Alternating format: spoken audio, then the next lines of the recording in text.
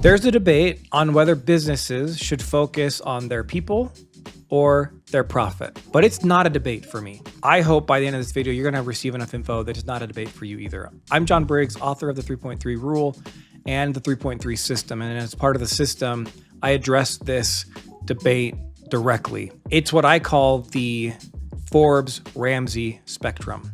So Dave Ramsey, he is very well known for helping people get out of debt. He was asked a question on one of his episodes. The person said, "Hey, I found this book called Profit First, and I was wondering your thoughts on it." Well, Dave said, "Hey, I don't know anything about the book," even though he had invited the author of Profit First to speak at one of his conferences. He still don't know anything about the book, and he told the person that, "I don't know anything about the book, but it's dumb. That's a dumb concept. It's always people first. If you take care of the people, the business takes care of itself." Then on the other side of this Forbes Ramsey spectrum, we have Forbes. They cover a lot of stuff regarding the Fortune 100 companies, the big corporations in the world. And they published an article talking about it's all about shareholder value. That's the most important thing. The people who own the business are the ones who need to be taken care of first. And the best way to have or increase shareholder value is to have profit. So that's why I call it the Forbes Ramsey spectrum, because you have Dave Ramsey on one side saying people first, only about the people, just focus on them, everything handles itself. And then you have Forbes on the other end saying, actually, it's all about shareholder value. If you take care of shareholder value, we're assuming the people are taken care of. And with the Forbes Ramsey spectrum, I'm here to tell you both sides are right and both sides are wrong. It's called a spectrum because it's a range, and really we need to live in the middle, which we can call it the 3.3 zone because, I'm a narcissist, and why not name something after a book that I wrote? But really it's the Goldilocks zone.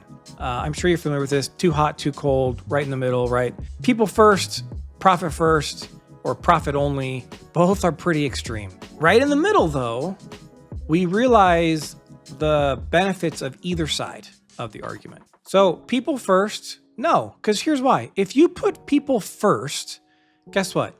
They'll always want more money and do less work. Those are two things that are always going to be truths in the world. We always would like to have more money and we'd prefer to work less. So if you put people first, that's one of the most important critical ways you would show that you put people first, by paying them more and requiring them to do less things. People first, all the wonderful benefits out there that you've heard about. And I'm not talking about just the basics that are still awesome, and a lot of small business owners can't afford them, but group health insurance, some sort of retirement plan, those are great. But if you want to put people first, then you're gonna pull off what the Apples and Googles do, and you have pool tables and ping pong tables and soda machines and 5-star chefs that cook in your cafeteria, and they get free meals and free daycare and all these things, which is awesome, right? Really cool that they have the money to do that. But that's the point. They have to have the money to do that because those things cost money. In most cases, there's a price tag, an actual cash outflow that's going to happen because I put them first. Certainly there are things you can do for your team that are free, that show that you value them. But if I am on this side of the spectrum and listening to Dave Ramsey and I put people first, then let's put people first. And that's a great way to go bankrupt. But then on the other side, well, it's all about shareholder value. Owners of the company, they're the shareholders. So let's make sure the owners get as much of a return as possible. Well, if that's the case, guess who you don't care about? And we see this in corporate America and likely in industries that you're familiar with, maybe even in the company you work with or have worked with, because that's maybe one of the reasons why you started your own business. If I am mostly or only interested in shareholder value, then in order to do that, I need to get the most profitability and most production out of my team for the least amount of cost. And what happens when we do that?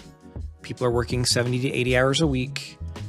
They are often penalized, criticized, probably some sort of verbal abuse going on in the work environment to get them to be motivated, or in this case, carrot and the stick, get the stick out there and whack them in the behind to get working the more hours because we got to get them to produce as much as humanly possible while paying them the least amount possible.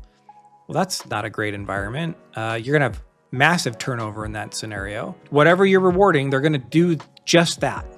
You don't have anyone going above and beyond because you've stifled their entire desire to grow and produce value for you. They just want their paycheck. They want to keep their job. Sometimes we call this the golden handcuffs. They're paid just enough where they don't want to lose that pay, but handcuffed in the sense just like someone's being arrested and put into jail. Really, we need to be in this middle zone, which focuses on, I want to make sure I have an environment that supports my team. I want to have an environment where my team is fairly compensated. I want to have an environment where they want to come to work every day. It reduces my turnover. They actually produce more. They're more enjoyable to be around, which guess what? Means your clients are going to have a good experience with them, because if a team member is upset and they have a client interaction, chances are their frustration, which could just be a frustration with how the company is set up, comes out. Now the clients receive a worse service. But if they're happy, more likely they're going to have a better client interaction, so client retention. But I have to also realize that I do need cash to stay relevant as a business owner. Yeah, I need cash to pay my team members. I need cash to provide benefits. And so maybe I can't go all out and hire the 5-star chef and provide free meals to my team.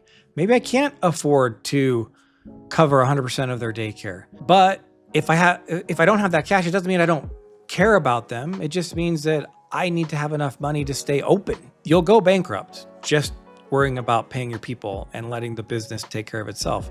That's just not how it works. As humans, we'll always take more if we're given it. We have to have something in place that lets us know, you know what, I got to have a certain level of profitability to stay relevant. And relevant as in staying in business. You need to find a balance. It's not just people. It's not just shareholder value. What's in the middle? That's going to give you the best opportunity to really create something special, so that that vision that you have for your business, the reason you opened it, it's going to be able to be carried like a torch for however long you want it to be carried. And that's why I came up with the Forbes Ramsey spectrum, to let us know, let's live in the middle. And that's why this is not a debate for me. We need to take care of our people and we need to have profitability. So you got to focus on both, but neither one should be listed as the most important thing. Both are important, and we need to look at their relationship so that we have that fair harmony, if you will, between keeping profit, having cash available to do extra things, but also taking care of our team. So if you want to check out more details on the Forbes Ramsey spectrum and other thoughts that I have on how to create the best company that's the most efficient, allowing you to have profitability and enjoy a very nice lifestyle, really great work-life harmony, then please check out the 3.3 rule. Links are below. Thanks again, and we'll see you on the next one.